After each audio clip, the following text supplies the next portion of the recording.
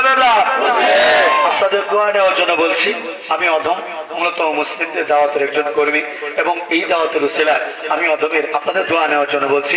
আমি অধমের এই হাতে এখন পর্যন্ত প্রায় 396 জনের উপরে হিন্দু বৌদ্ধ খ্রিস্টান ভাই কালেমা পড়ে মুসলমান হয়ে গিয়েছে। এরই ধারাবাহিকতা আপনাদের এলাকায় আসা।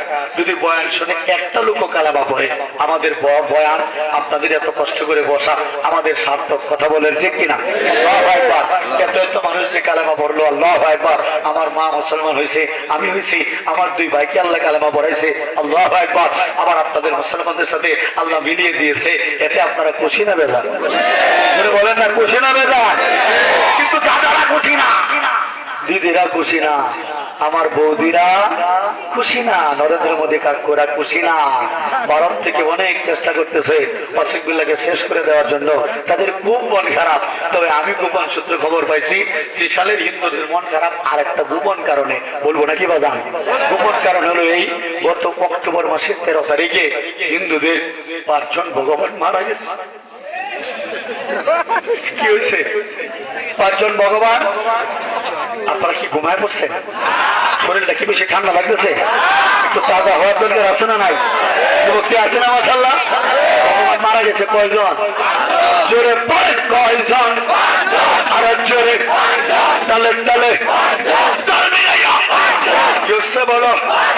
গুম্মা গায়া মইরা গেছে ভগবান কয়জন? পরের মুরব্বীরা আমার দিকে তাকায় শুধু হাসতেছে, চিন্তা করতেছে কিরে রাত 12টার পরে ওয়াসিকুল্লাহ কি শুরু করলো? ভগবান নাকি মারা গেছে। আসলেই মারা গেছে।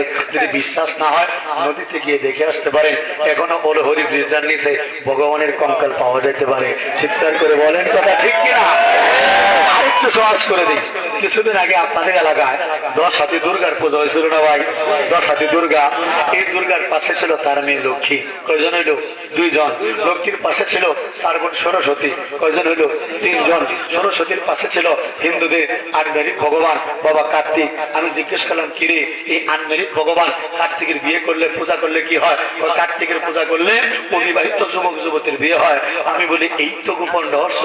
এই জন্যই তো হিন্দু যুবক যুবতীরা 33-35 হয়ে বুইরা হয়ে যায়, এরপরও কবলে বউ জোটে না। এখন বুঝছি গো, যে ভগবানের আশায় পূজা করে এই ভগবান নিজে অবিবাহিত কমিটির সভাপতি। হের পূজা করলে বেড়া ওইব কেমনে, ওইব কেমনে? কথা বলেন ঠিক কিনা?